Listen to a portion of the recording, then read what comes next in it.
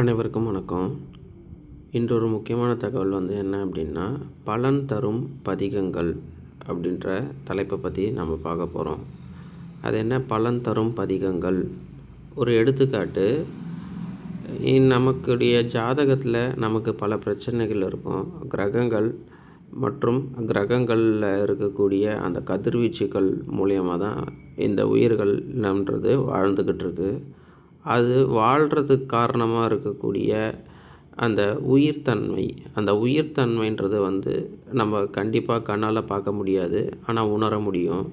ஆனால் ஜடமாக இருக்கக்கூடிய, அதாவது மெட்டீரியலாக இருக்கக்கூடிய பொருள், அதாவது தொட்டு உணரக்கூடிய தன்மை இருக்கக்கூடிய இந்த ஜட பிண்டத்தை சூக்ஷ்ம சக்தியான இந்த உயிர் தத்துவம் தான் இயங்குதுன்றது மாற்று கருத்து கிடையாது. அந்த வகையில் நம்மளுடைய அந்த உயிர் தத்துவத்தை ஒரு நல்ல நிலையில், அதாவது சண்டை சச்சரவில் இருந்து தன்னை விலக்கிட்டு அதை உயிர்த்தன்மையோட ஒரு ஆனந்தத்தை அனுபவிக்கணும் அப்படின்னா சில பாராயண முறைகளை நம்ம பின்பற்றுறதுன்றது நல்லது.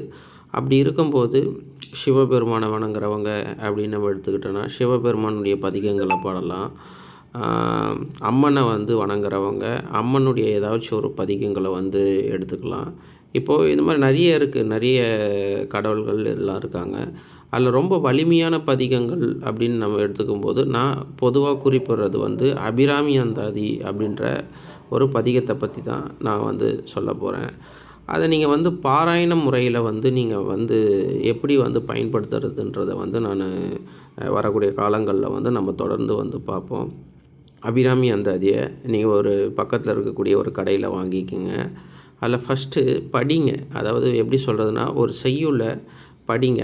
அது எப்படி இருக்கும்? உதிக்கின்ற செங்கதிர் உச்சி திலகமுடையோர் மதிக்கின்ற மாணிக்கம் மாதுளம் போதும் மலர்கமலை துதிக்கின்ற மின்கொடி மண்கடி குங்குமத்தோயம் என்ன விதிக்கின்ற மேனி அபிராமி எந்தன் விழித்துணையே. இந்த மாதிரி ஒரு இதுவில் தான் இருக்கும். ஜஸ்ட்டு ஃபஸ்ட்டு படிங்க. அது இசையில் தான் படிக்கணும் அப்படின்றதெல்லாம் கிடையாது. ஒரு நார்மலாக ஒரு செய்யுளை மனப்பாடம் பண்ணக்கூடிய ஒரு மனநிலையில் தொடர்ந்து அதை படிச்சுக்கிட்டு வர்றதுனால அந்த படிக்கிறது மூலயமா மனதுக்கும் உடலுக்கும் ஒரு புத்துணர்ச்சி ஏற்படும் அப்படின்றத நீங்கள் செய்கிறது மூலயமாவே உணர முடியும்.